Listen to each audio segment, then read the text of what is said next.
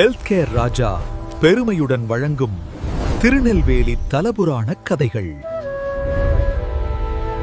வாங்க ஒரு அற்புதமான கதைக்குள்ள போகலாம். ஒரே ஒரு நொடி, அந்த ஒரு நொடியில கிடைக்கிற இறைவனோட கருணை ஒருத்தரோட வாழ்க்கையே புரட்டி போட முடியுமா? ஆமாம், முடியும். அப்படிப்பட்ட ஒரு தெய்வீக சாகச கதையை தான் நாம இன்னைக்கு பார்க்க போறோம். தென்னிந்தியாவுல இருக்கிற ஒரு புனித குளத்தை பத்தின அந்த ஆச்சரியமான புராண கதையத்தான் இன்னைக்கு நாம பார்க்க போறோம். அந்த குளத்தோட பேரு தான் கருமாரி தீர்த்தம். இது எங்க இருக்கு தெரியுமா? நெல்லையப்பர் கோயிலோட மையப்பகுதியில. இதோட மகிமை பத்தி என்ன சொல்றாங்கன்னா, இது கங்கை நதியை விடவே ரொம்ப பெருமை வாய்ந்தது. அவ்வளோ பெரிய ஆன்மீக சக்தி இங்க இருக்குன்னு ஒரு ஆழமான நம்பிக்கை இருக்கு. சரி, வாங்க கதைக்குள்ள போகலாம்.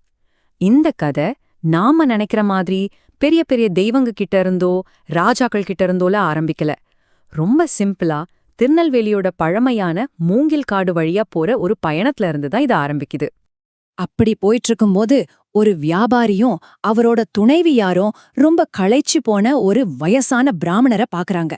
அந்த பெரியவரோட சோர்வை பார்த்ததும் அந்த பெண்ணுக்கு மனசுல ஒரு இரக்கம் வருது. அந்த பெண் என்ன பண்றாங்கன்னா, அந்த வியாபாரி கிட்ட சொல்லி அந்த பிராமணருக்கு ஏதாச்சும் கொடுக்க சொல்றாங்க. அவரும் ஒரு பாக்க ரெண்டா உடைச்சு அதுல ஒரு சின்ன துண்ட அந்த பெரியவருக்கு கொடுக்கறாரு. யோசிச்சு பாருங்க, வெறும் அரப்பாக்குதான். ஆனா அந்த சின்ன கருணை செயல் மோட்சத்துக்கே வழிகாட்டுற ஒரு பெரிய சம்பவத்துக்கு ஆரம்ப புள்ளியா அமையுது. அந்த பாக்கைய வாங்கி சாப்பிட்டதும் அந்த பிராமணருக்கு கொஞ்சம் தெம்பு வருது. உடனே அந்த பெண் கிட்ட பக்கத்துல இருக்கிற குளத்தோட புனித கதைய சொல்ல சொல்லி கேக்குறாரு. சரி, இப்போ அவங்க சொல்ல போற அந்த கதைக்குள்ளதான் நாமளும் போக போறோம். ஒரு ராஜா, ஒரு சாபம், ஒரு ஆச்சரியமான உருமாற்றம். வாங்க என்னன்னு பாப்போம். இந்த கதையோட முக்கியமான நம்பர் யாருன்னா இந்திரதுய்மன். இவரு மணவூருங்கிற ஊரோட ராஜா. அது மட்டுமில்ல, சிவபெருமான் மேல அளவு கடந்த பக்தி கொண்டவர். அப்போதான் கதையில ஒரு பெரிய ட்விஸ்ட் நடக்குது. ஒரு நாள் மன்னன் இந்திரதுய்மன் நெல்லையப்பர் கோயில ரொம்ப ஆழமான தியானத்துல இருக்காரு. அந்த நேரமா பார்த்து பயங்கரமான முன்கோவக்காரர்னு பெயர் எடுத்த துர்வாச முனிவர் அங்கே வராரு. தியானத்துல முழுசா மூழ்கி போயிருந்த ராஜா முனிவர் வந்ததை கவனித்தவே இல்ல, எழுந்து வரவேற்கவும் இல்ல. அவ்வளவுதான், தன்னை அவமானப்படுத்திட்டதா நினைச்ச துர்வாச முனிவரோட கோபம் ஒரு பெரிய சாபமா வெடிக்குது. உன்னோட ஆணவத்தால நீ ஒரு யானையா இந்த காட்டுல அலைய போற. இந்த வார்த்தைகள் ராஜாவோட காதுல இடி மாதிரி விழுது. தியானம் கலைஞ்சு பாக்கும்போதுதான் தனக்கு என்ன நடந்துருச்சுன்னு அவருக்கு புரியுது. அப்படியே அதிர்ச்சியில உறைஞ்சு போயிடுறாரு. ஆனா அதே சமயம் துர்வாசர் ஒரு விமோச்சனத்துக்கும் வழி சொல்றாரு. கஷ்டமான ஒரு பரிகாரம். இதுதான் ராஜாவோட எதிர்காலத்தையே தீர்மானிக்க போகுது. பல வருஷங்கள் அப்படியே ஓடி போகுது. இப்போ யானையா இருக்கிற நம்ம ராஜா முனிவர் சொன்ன மாதிரியே ஒரு நாள் பொதிகை மாலையில ஒரு பயங்கரமான சிங்கத்துக்கிட்ட மாட்டிக்கிறாரு. சிங்கம் அவரை துரத்த ஆரம்பிக்குது. உயிரை காப்பாத்திக்கணும்னு ஓடுற அந்த நேரத்துல அந்த யானைக்குள்ள இருக்கிற ராஜாவோட பழைய ஞாபகமெல்லாம் வருது. மரண பயத்தோட உச்சியில அவர் மனசுக்குள்ள நெல்லையப்பரை நினைச்சு மனமுருகி வேண்டாரு. அவரோட உள்ளுணர்வு அவரை அந்த புனிதமான கோயில் இருந்த திசையை நோக்கி ஓட வைக்குது. அப்படி ஓடி போய் வடிவுடையம்மன் சன்னதிக்கு பக்கத்துல இருந்த ஒரு புனித குளத்துக்குள்ள குதிச்சிடுறாரு. அந்த யானையோட உடம்பு தண்ணில பட்ட அந்த நொடி ஒரு பெரிய அற்புதம் நடக்குது.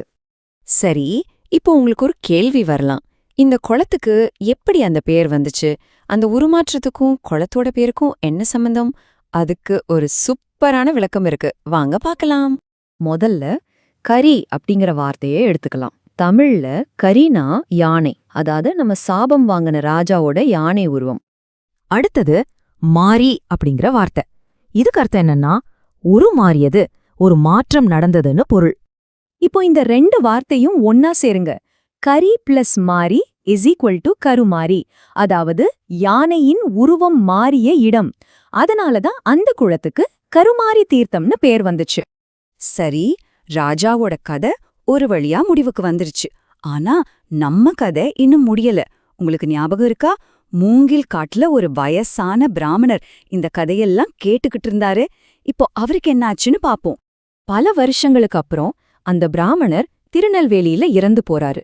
அப்போ அவரோட பாவ கணக்குக்காக அவரை கூட்டிட்டு போக யமதூதர்கள் வராங்க. ஆனா அவங்கள தேவகணங்கள் வழிமறிச்சு நிறுத்துறாங்க. அந்த தேவ கணங்கள் சொல்றாங்க, இவரை நீங்க கூட்டிட்டு போக முடியாது. ஏன்னா இவர் கருமாரி தீர்த்தத்தோட புனிதமான கதையை கேட்டிருக்காரு.